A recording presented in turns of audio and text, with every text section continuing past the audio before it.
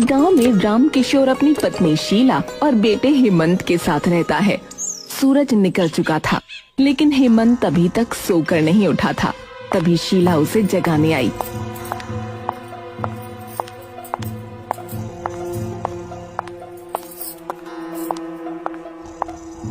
अरे ओ लाड साहब, तो समय पर क्यों नहीं उठता है? 25 साल का हो गया है, कुछ ना कमाता।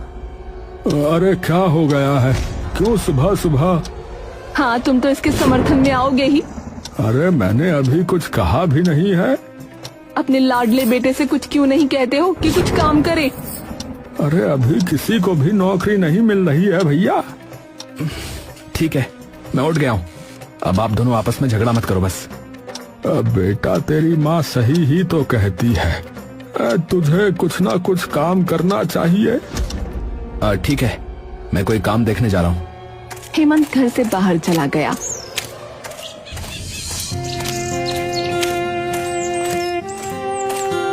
वो पढ़ा लिखा था, लेकिन उसे फिर भी कोई नौकरी नहीं मिल रही थी। उसने दुकानों पर काम करने की सोची, लेकिन वहाँ भी उसे कुछ काम नहीं मिला और वो दोपहर को वापस घर लौट आया।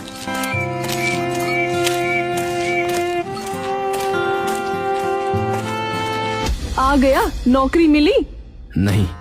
मैं पहले से जानती थी कि यही हुआ होगा। चल बैठ, खाना लाती हूँ। ठीक है। शीला उसे खाना लाकर देती है।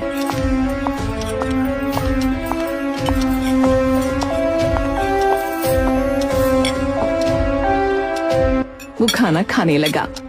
वैसे बेटा, मैं कह रही थी कि तुझे नौकरी तो नहीं मिलती, लेकिन खाते हुए शर्म तो आती होगी। हेमंत के पास कोई जवाब नहीं था। वो खाते हुए रुक गया और उसकी आंखों से आंसू बहने लगे। काश मेरी माँ मुझे छोड़कर नहीं गई होती, लेकिन वो बाढ़ मेरा सब कुछ लूट कर ले गई। हाँ हाँ, बहुत कर लिया माँ को याद। तभी वहाँ राम किशोर आ गया। क्या हुआ बेटा, क्यों रो रहा है? सुनिए जी, इसके नखरे बहुत बढ़ रहे हैं। मैंने खाना दिया है, फिर भी मुझे सौतेली कह रहा है और उल्टा सीधा बोल रहा है। मैं नहीं सुनूंगी और ये घर छोड़कर चली जाऊंगी। हेमंत, तुझे इस तरह बदतमीजी नहीं करनी चाहिए थी। पिताजी, मैंने तो माँ से कुछ कहा भी नहीं, लेकिन जब आपको मुझ पर भरोसा ही नहीं है तो मेरे यहाँ रुकने का कोई अर्थ नहीं रह जाता। मैं जा रहा हूँ। हेमंत घर छोड़कर वहाँ से चला गया। शीला हेमंत की सौतेली माँ है।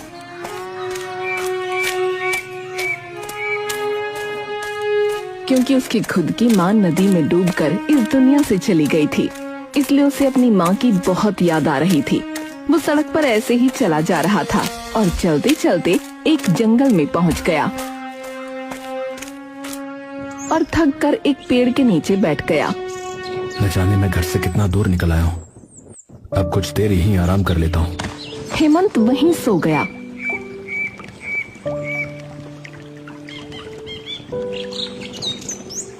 और शाम को उठा। उसके पास एक बूढ़ी महिला बैठी हुई थी, जिसे देखकर वो चौंक गया। आप कौन हैं? घबराओ मत बेटा, मैं यहीं जंगल में रहती हूँ। तुम्हें अकेले ऐसे सोते देखा तो मदद करने चली आई। आप क्या इतने घने जंगल में रहती हैं? हाँ, चलो मेरे साथ, यहाँ मेरा ढाबा है। बूढ़ी महिला हेमंत को अपने साथ ले गई।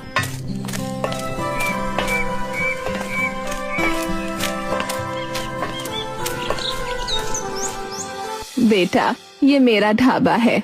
मैं यहाँ सभी को रोटी सब्जी खिलाती हूँ और अपनी पूर्ति करती हूँ। तुम बैठो, मैं तुम्हारे लिए भोजन ले आती हूँ। नहीं अम्मा, रहने दीजिए, मुझे भोजन नहीं चाहिए। क्यों बेटा, क्या हुआ? अम्मा, मैं घर से भाग आया हूँ और मेरे पास पैसे नहीं है, इसलिए मैं खाना नहीं खा सकता। अम्मा भी कहता है और पैसे की भी बात करता है। तुम खाना खाओ और यहीं रहो। अब से यही तुम्हारा घर है। बूढ़ी महिला ने प्लेट लाकर दी। हेमंत खाना खाने लगा। बूढ़ी अम्मा ने प्यार से हेमंत के सर पर हाथ रखा। ये देखकर हेमंत भावुक हो गया। अम्मा, मेरी माँ बहुत अच्छे राजमा चावल बनाती थी और मुझे भी आते हैं।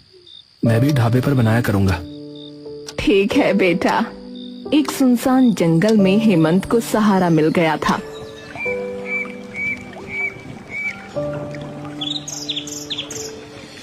हेमंत ने सुबह उठकर राजमा चावल बनाए और ग्राहकों के आने का इंतजार करने लगा, लेकिन दोपहर हो गई थी और कोई नहीं आया। हेमंत उदास हो गया और अम्मा से पूछा, अम्मा, यहाँ कोई आ क्यों नहीं रहा है? बेटा, इस जंगल में बहुत कम ग्राहक आते हैं, कोई मुसाफिर ही यहाँ से निकलता है। फिर इतना सारा खाना क्यों बनाते हैं? एक उम्मीद में बनाती हूँ, क्योंकि कभी कभी यहाँ बहुत ज्यादा ग्राहक भी आ जाते हैं। ठीक है माँ जी, अब यहाँ ग्राहक बुलाने की मेरी जिम्मेदारी है। लेकिन कुछ ही देर में आसपास के लोग वहाँ रास्ता ढूंढते ढूंढते आ गए। अरे भाई, जल्दी से 1 प्लेट राजमा चावल लगा दो यार। जी अभी लाता हूँ। जैसे ही आपके बारे में पता चला, राजमा चावल खाने का मन ही कर गया। बताओ। हाँ, ये बहुत अच्छा किया। हेमंत ने भी सभी को राजमा चावल और बाकी खाना दिया। सभी बहुत तारीफ कर रहे थे। भाई वाह, ऐसे राजमा चावल तो मैंने पहले कभी नहीं खाए। अरे भाई, बहुत ही स्वादिष्ट है। कुछ ही देर में हेमंत के ढाबे का सारा खाना खत्म हो गया, लेकिन ग्राहक और भी आ गए। आज सब खत्म हो गया है, आप कल आना, मैं कल ज्यादा बनाऊंगा। सभी वहाँ से चले गए।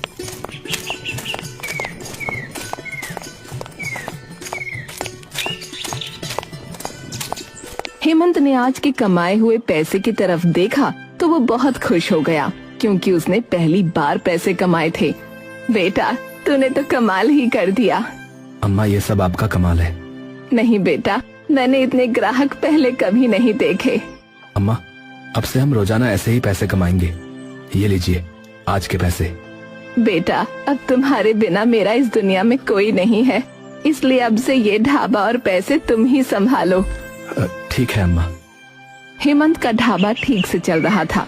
कुछ ही महीनों में ढाबा बड़ा बन गया और उसने सोनू मोनू को भी मदद के लिए रख लिया। अब हेमंत पहले से कुछ अमीर हो गया था, लेकिन वो सभी की मदद करता था और बचा हुआ खाना गरीबों में बांटता था। ऐसे ही दिन बीत रहे थे और फिर एक दिन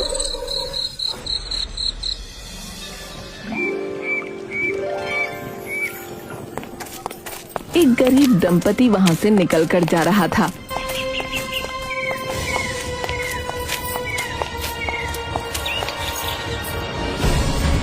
जी रुकिए। हाँ बेटा। शायद आपको बहुत तेज भूख लगी है। हाँ बेटा। लेकिन हम नहीं खा सकते हैं, ऐसा कहकर दोनों आगे चल दिए। देखिए, हमारा ये नियम है कि यहाँ से कोई भी भूखा नहीं जाएगा। बहुत अच्छी बात है बेटा, लेकिन हमारे पास पैसे नहीं हैं। अब आपको पैसे देने की कोई आवश्यकता नहीं है। हेमंत ने उनको खाना खिला दिया। तभी हेमंत को उस व्यक्ति के माथे पर एक रोशनी दिखी, लेकिन उस रोशनी को सिर्फ हेमंत ही देख सकता था। क्षमा कीजिए, लेकिन मुझे लगता है कि आपके साथ धोखा हुआ है। क्या? तुम ये कैसे जानते हो? वो एक राज की बात है। तभी वहाँ बूढ़ी अम्मा आई।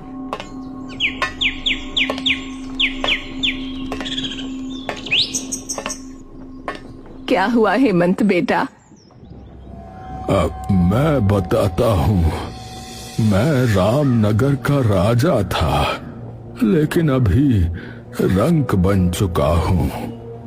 मुझे ये सब सुनकर बहुत दुख हुआ, लेकिन ये सब कैसे हुआ? मैं बहुत ईमानदार हूँ। मैंने सदैव अपनी प्रजा का ध्यान रखा है, लेकिन किसी धोखेबाज की वजह से मैं अपनी प्रजा की ही नजरों में बुरा बन गया। ओह, ये तो बहुत ही दुख की बात है, लेकिन मैं आपको न्याय दिलवाने की कोशिश कर सकता हूँ। तुम ये कैसे करोगे बेटा? मैं इसके लिए एक प्रतियोगिता का आयोजन करूंगा। ठीक है बेटा, लेकिन इसके बारे में पता कैसे चलेगा? आप अपने नगर में चलिए और किसी भी तरह वहां जाकर लोगों को इकट्ठा करिए। मैं वहां आ जाऊंगा। ठीक है, लेकिन अब उस जगह जाने की मेरी हिम्मत नहीं होती, क्योंकि कल तक मुझे बहुत सम्मान देने वाले लोग अब समझते हैं कि मैं न्याय प्रिय और ईमानदार राजा नहीं हूं। आप बेफिक्र रहिए, सब सही हो जाएगा।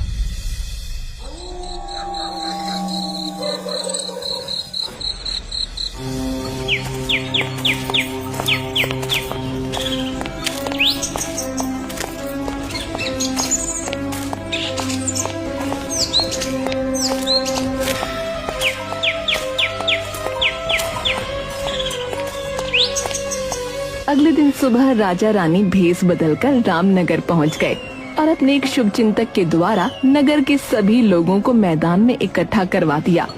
हेमंत और बूढ़ी दादी भी पहुंच गए।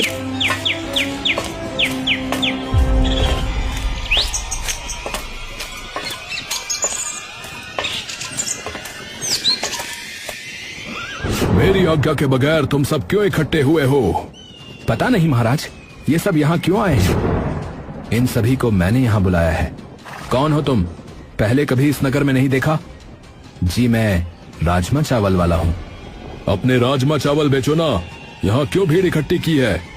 खेल दिखाने वाले मदारी हो क्या? जी मैं आपके नगर में एक राजमा चावल की प्रतियोगिता कराने आया हूँ। इसमें क्या होगा? मेरा ऐसा मानना है कि जो सबसे ताकतवर है वही प्रतियोगिता कर सकता है। इस बात से क्या आशा है तुम्हारा? जी ये जादुई राजमा चावल है। इनको सिर्फ सबसे बलशाली व्यक्ति ही खा सकता है, इसलिए मैं नगर नगर उस बलशाली व्यक्ति को ढूंढ रहा हूँ। नगर के सभी लोग ये देखकर अचंभित थे। राजा रानी भीड़ में छिपे रहे। मंत्री ने उत्सुकतावश हेमंत से पूछा, अच्छा ये बताओ कि तुम ऐसी प्रतियोगिता क्यों कर रहे हो? मैं दूर नगर से आया हूँ। मुझे मेरे राजा साहब ने भेजा है। उनकी पुत्री के विवाह के लिए ये प्रतियोगिता हो रही है। ये सुनकर मंत्री और सैनिक ने एक दूसरे की तरफ देखा और मुस्कुराए। तुम इन गरीबों में बलशाली व्यक्ति ढूंढ रहे हो? जी मैं कुछ पहले प्रतियोगिता हमसे प्रारंभ करो। जी ठीक है मंत्री जी। हेमंत ने पतीलों से 2 प्लेट राजमा चावल निकाले और मंत्री और सैनिक को खाने को दिए।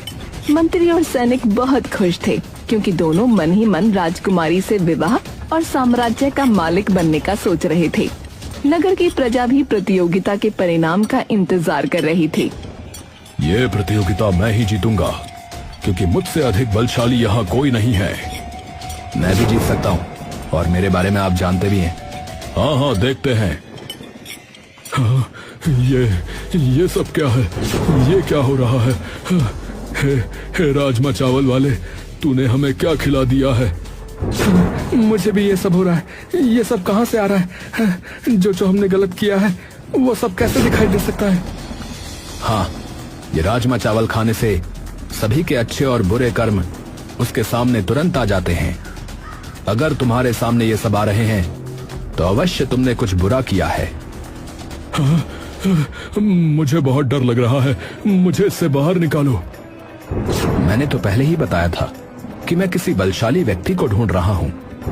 वहाँ उपस्थित सभी लोग आश्चर्यचकित हो गए और आपस में जादुई राजमा चावल के विषय में बात करने लगे। राजा और रानी भी भीड़ में खड़े होकर बहुत खुश थे, क्योंकि उनको विश्वास था कि राजमा चावल वाला अब उनको न्याय दिला पाएगा। ये सब मुझे जो भी दिख रहा है, ये मुझे मार डालेगा। मुझे इससे बाहर निकालो। इससे बाहर निकलने का एक ही रास्ता है कि तुमने अभी तक जो भी पाप किए हैं उसका प्रायश्चित कर लो और सभी को बता दो। ठीक है, बताता हूँ। वैसे भी मैंने जो भी किया है वो सब मेरी आंखों के सामने चल रहा है। मंत्री के साथ सैनिक भी अपने पाप को प्रजा के सामने स्वीकार करने के लिए तैयार हो गया। मैंने एक बार पाप किया है कि देवता जैसे राजा को अपराधी बना दिया। तुमने ये सब कैसे किया, ये भी बताओ। मैं स्वयं राजा बनना चाहता था और ये सैनिक मंत्री बनना चाहता था, परंतु रामनगर की प्रजा राजा को देवता की तरह पूछती थी।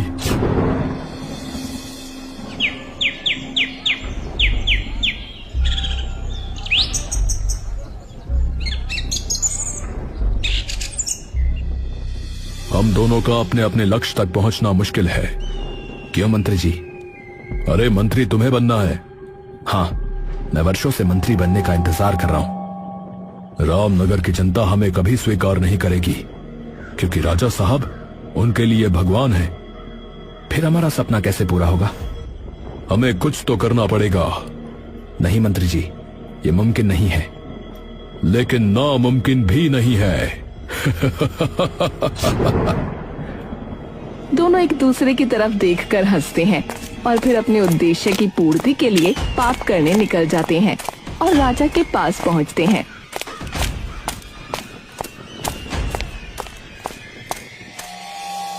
तुम सैनिकों के साथ अनाज, कपड़े, आवश्यक औषधि को ले जाओ और सभी को बांट दो। राज्य में कोई दुखी नहीं रहना चाहिए। ठीक है महाराज, मैं अभी जा रहा हूँ। मंत्री और सैनिक सारा सामान एक गोदाम में छुपा देते हैं। चलो अब नगर में चलते हैं। ठीक है मंत्री जी। दोनों नगर में गए और लोगों को इकट्ठा कर लिया।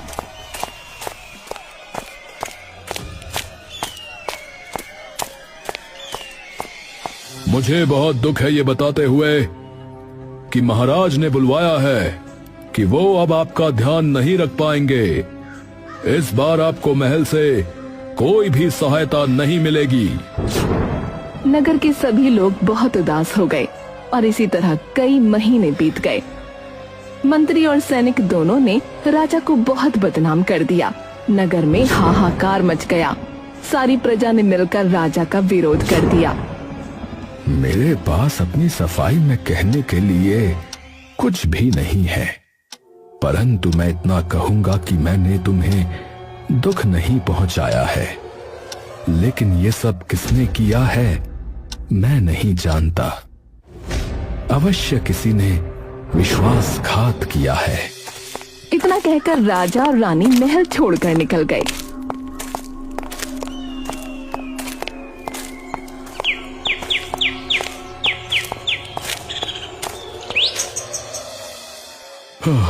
मैं आप सभी से क्षमा मांगना चाहता हूँ।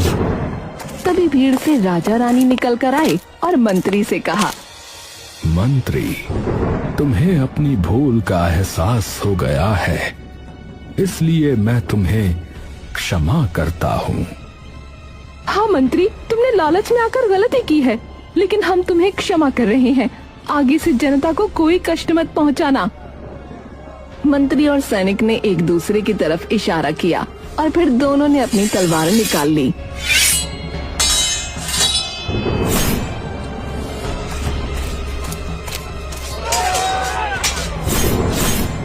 मंत्री, तू ऐसी हरकत अवश्य करेगा, मैं जानता था, क्योंकि जिसको धोखा देने की आदत पड़ जाए वो कभी नहीं बदलता। मंत्री का ऐसा व्यवहार देख प्रजा बहुत क्रोधित हो गई और सभी ने मिलकर मंत्री और सैनिक को मार दिया और सभी ने उन्हें वापस रामनगर का राजा बनाया। हेमंत, आज तुम्हारी वजह से हमें हमारा सम्मान वापस मिला है। महाराज, ये तो इस जादुई चावल का कमाल है। ये तुम्हारे पास कहां से आए? महाराज, ये जादुई राजमा चावल मुझे रास्ते में एक साधु महाराज ने दिए थे। शायद भगवान यही चाहते थे कि मैं माध्यम बनूं। कोई मेरी सहायता करो। बाबा, आप चिंता न करें, इन दुष्ट घड़ियालों को मैं देखता हूं।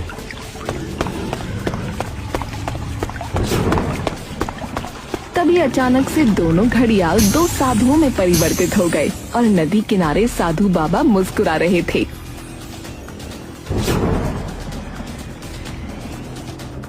अचंभित मत हो हेमंत, ये तुम्हारी बुद्धिमत्ता और शौर्य की परीक्षा थी जिसमें तुम उत्तीर्ण हुए हो।